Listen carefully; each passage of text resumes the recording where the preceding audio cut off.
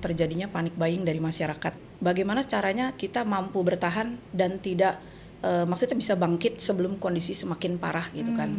Sebenarnya sudah keliling dunia Mbak, dari sebelum Covid sampai Covid. Jadi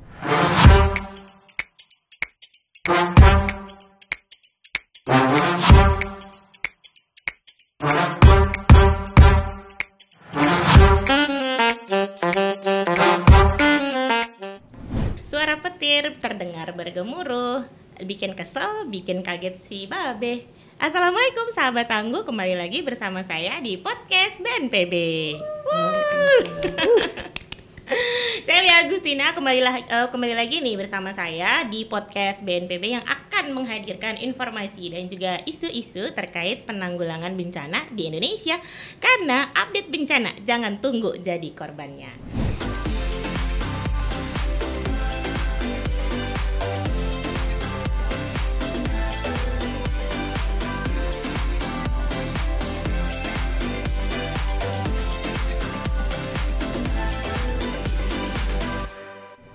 Sahabat tangguh, gimana, apa kabar? Semoga selalu sehat, semoga selalu dilindungi oleh Allah.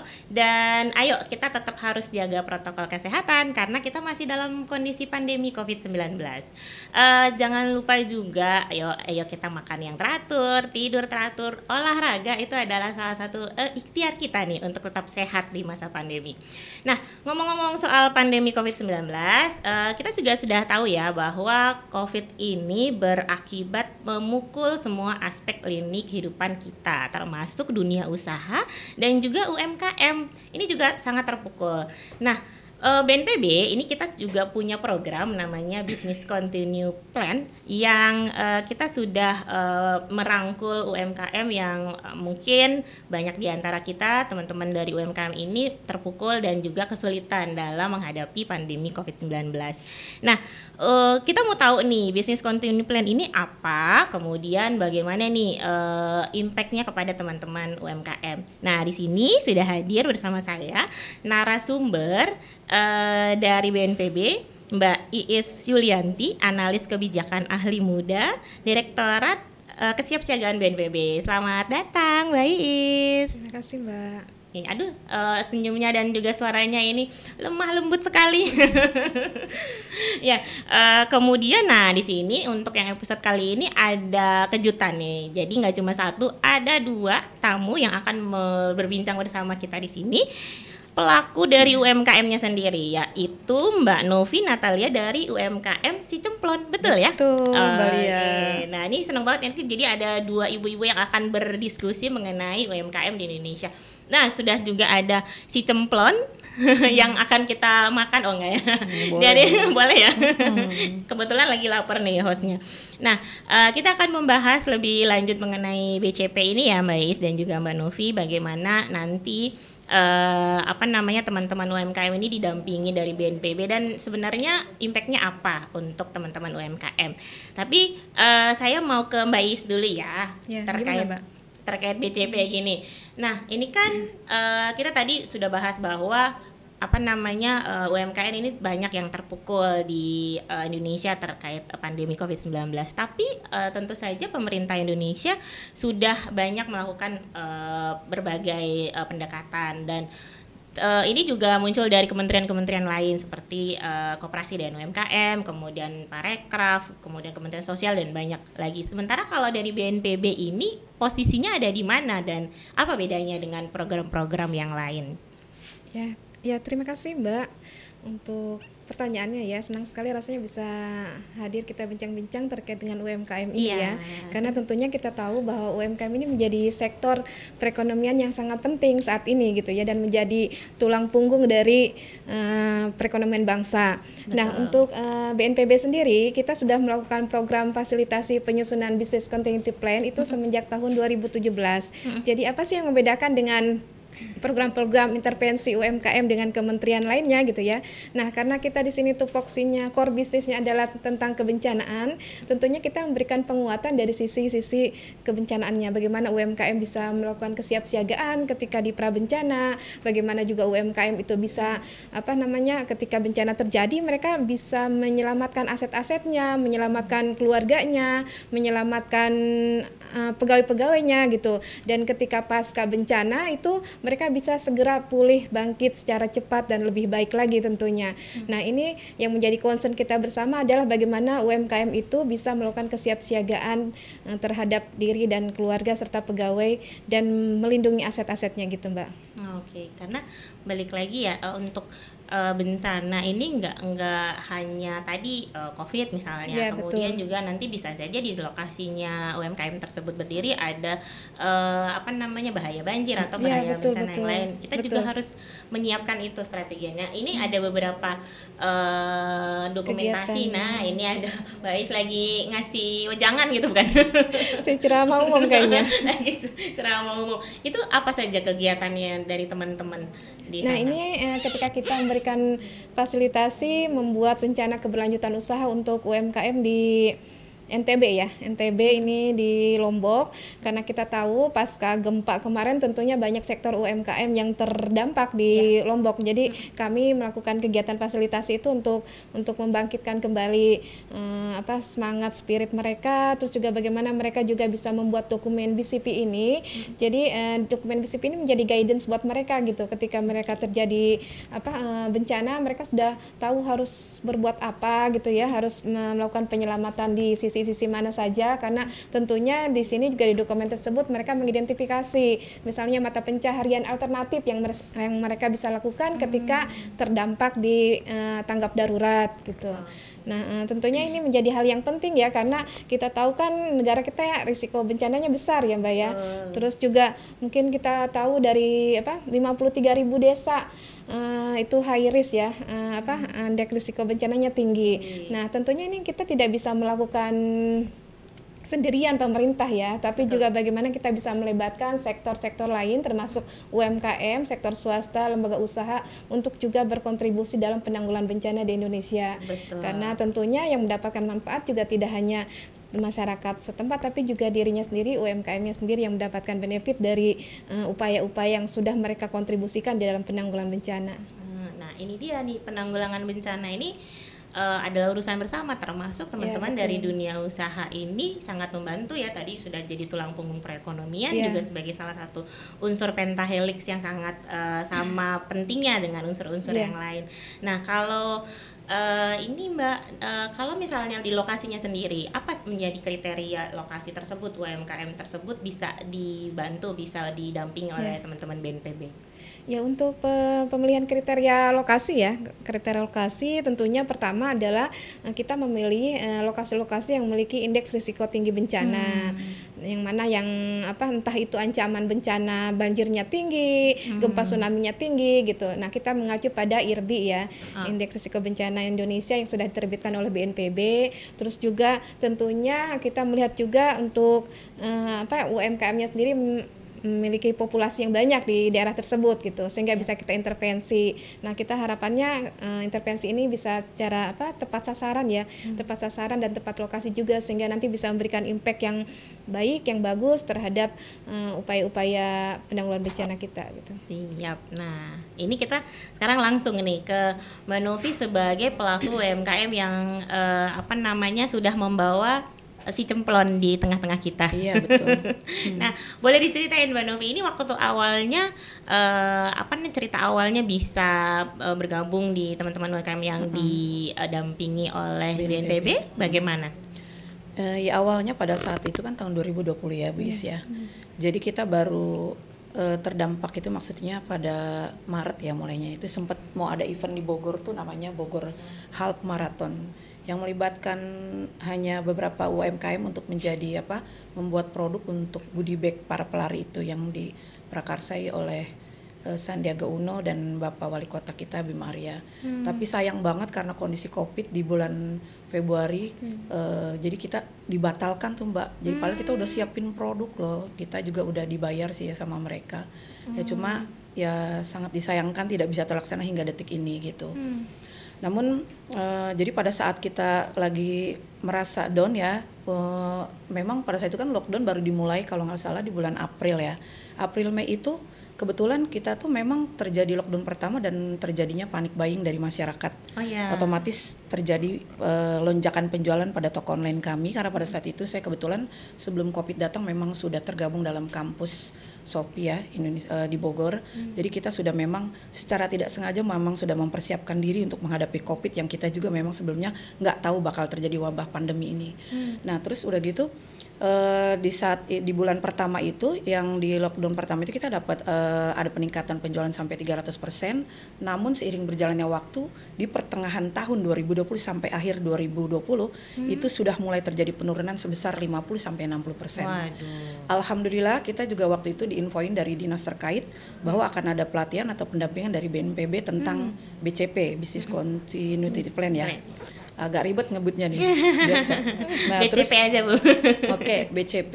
Nah kita kan bingung ya, maksudnya kok ada hubungan apa dengan BNPB? Karena kita kan nggak biasa tersentuh dengan BNPB ya untuk UMKM sendiri gitu kan. Ya udah akhirnya dibikin 2 sesi dan saya ikut di sesi kedua. Alhamdulillah ya kita di sana akhirnya tahu ya bahwa kita di situ diajarkan strategi untuk menyiasati bagaimana kondisi bisnis ya. Supaya tetap bisa berjalan setelah terjadinya bencana, misalnya seperti wabah pandemi pada saat itu kan.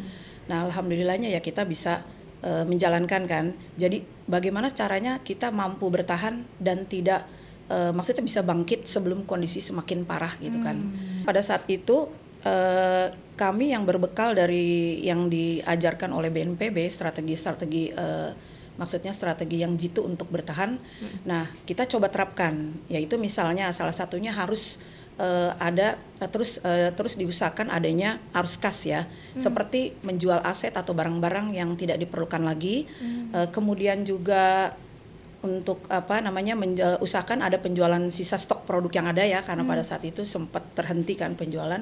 Kemudian juga kita harus kalau seandainya ada sisa tagihan dari para vendor kita harus segera follow up. Kemudian langkah yang kedua tuh kita atur perencanaan arus kas untuk 3-4 bulan ke depan, persiapan kan karena kondisi genting pada saat itu. Lalu yang ketiga itu kita juga harus misalnya kalau seandainya produk kita ini kurang laku atau kurang cepat, kita harus segera mengambil keputusan untuk menjual produk yang memang dibutuhkan konsumen pada saat itu atau menjadi reseller dari beberapa produk UKM yang best seller. Walaupun sebenarnya produksi cemplon ini tahan banting alhamdulillah karena terjadi perkembangan pada saat Covid iya gitu ya. Tapi tetap kita ya untuk antisipasi kita memang sebelumnya memang kebetulan sudah menjual produk UKM yang best seller. Jadi artinya hanya tinggal memantapkan dan membenarkan bahwa ternyata yang kita lakukan ini ternyata benar gitu, sesuai yang seperti yang diajarkan oleh BNPB melalui BCP tadi gitu kan ya. Namun yang selanjutnya langkah keempat itu kita harus mengatur atau memperketat pengeluaran ya kan atau arus kas supaya kita lebih hemat dan lebih hati-hati menggunakan uang gitu.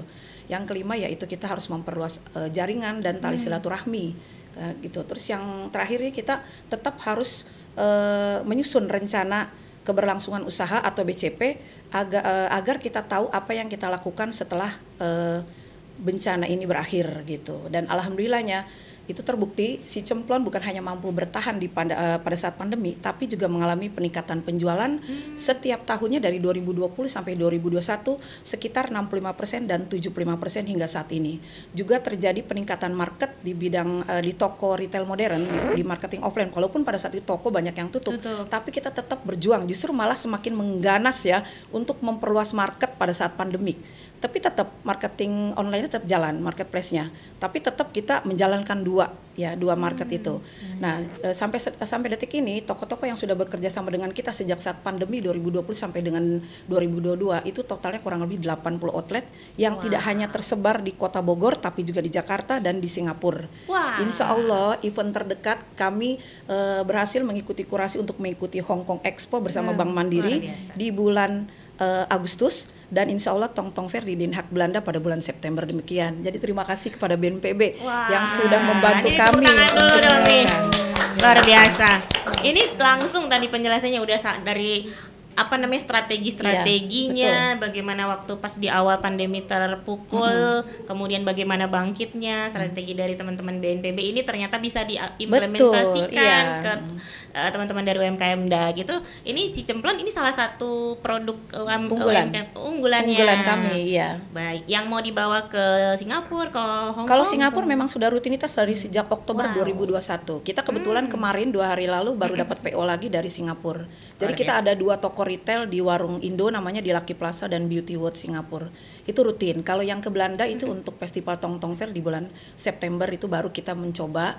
Kalau yang tadi saya sebutkan Hong Kong itu kita alhamdulillah ikut kurasi dari Bank Mandiri dan terpilihlah 7 UKM Bogor dan Cilegon. Salah satunya si Cemplon gitu. Si Cemplon ini benar-benar tahan banting tadi seperti yang sudah dijelaskan. Iya, betul. Sudah melalang buana, bahkan saya juga belum pernah ke situ, si Cemplon sudah.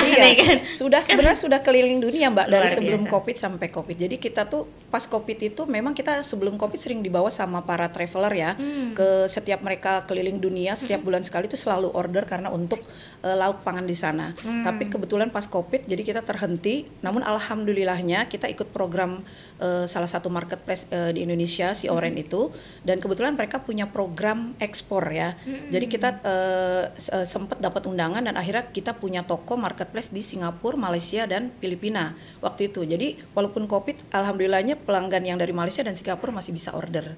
Walaupun memang belum maksimal karena memang untuk marketplace itu sendiri belum familiar banget ya untuk produk kita di luar negeri. Makanan agak susah, tapi alhamdulillahnya akhirnya kita menemukan buyer nih, maksudnya vendor ya yang di Singapura yang tertarik untuk menjualkan produk kami di toko mereka gitu sih, alhamdulillah. Salah satu yang langkah nyata kemudian langsung dipraktekkan dan ini berhasil, alhamdulillah. Nih kalau dari Mbak I sendiri ya, apa sih setelah tadi ada kriteria, berarti harus dilihat nih background dari lokasinya, kemudian berapa banyak UMKM-nya, kemudian program-program ini akan berlangsung sampai kapan pendampingannya kepada UMKM ini? Untuk pendampingannya sendiri ya, sebenarnya selepas kita memberikan fasilitasi penyusunan BCP itu, kita menginlinekan, mensinkronkan dengan daerah. Jadi dengan BPBD, dengan Dinas Koperasi setempat. Karena kita harapannya bahwa kegiatan kita ini berkelanjutan gitu ya, ada sustainability-nya. Karena tidak hanya dari pusat yang mengintervensi, tapi nanti ditindaklanjuti oleh daerah. Karena bagaimanapun UMKM ini adalah aset ya, aset daerah yang bisa diberdayakan oleh pemerintah daerah setempat untuk bagaimana juga memberikan kontribusi nyata dalam perekonomian masing-masing daerah maupun dalam hal membangun ketangguhan daerah menghadapi bencana gitu ya. Nah, untuk setiap tahunnya memang kita baru bisa memfasilitasi dua lokasi ya, lokasi. Nah, tetapi kita juga mengendorse ya, mendorong untuk lembaga-lembaga usaha yang memiliki binaan UMKM, itu mereka juga bisa mendorong UMKM binaannya untuk membuat BCP ini, dokumen BCP. Jadi misalnya kalau misalnya ada bank gitu ya, ada bank ingin memberikan kucuran dana kredit, dia harus mensyaratkan kepada UMKM agar kreditnya ini cair gitu ya. Itu dia harus menyertakan dokumen BCP yang dimiliki oleh UMKM. Nah, itu sih harapan kita gitu ya. Termasuk kita juga bagaimana dalam kegiatan-kegiatan BCP ini juga kita melibatkan Kementerian Koperasi UMKM yang menjadi core bisnis mereka gitu ya. Jadi kita mengkoneksikan UMKM tersebut dengan Dinas Koperasi setempat. Jadi bisa inline gitu program Kementerian Koperasi dengan BNPB maupun dengan UMKM itu sendiri, sehingga bisa ada satu kolaborasi gitu ya, filling the gap gitu. Kalau misalnya Dinas Koperasi ataupun Kementerian Koperasi UMKM memberikan intervensi di dalam hal advokasi ataupun dalam hal pengkemasan gitu ya, packaging dan sebagainya. Nah, kalau BNPB kita menguatkan dari sisi-sisi kebencanaannya. Begitu, Mbak. Berarti memang ini program yang juga berkesinambungan, kemudian juga inline dengan kementerian lembaga lain, dan juga mungkin dari teman-teman yang NGO yang juga concern terhadap teman-teman UMKM. Jadi saling mengisi tadi ya, filling the gap itu. Jadi saling berselaras gitu ya. Nah, kalau Lia juga penasaran nih, kalau misalnya nih dalam satu UMKM ini kemudian setelah sudah selesai kemudian nanti pasti kan ada ya tantangannya gitu pada setiap kita mungkin ke daerah yang satu dengan ke daerah yang lain, mungkin berbeda UMKM-nya, berbeda latar belakang, mungkin pendidikan dan sebagainya. Itu pasti ada hambatannya. Kemudian apa yang paling sering dihadapi teman-teman di NPB ini untuk pendampingan, dan bagaimana tips triknya untuk bisa terus mendampingi?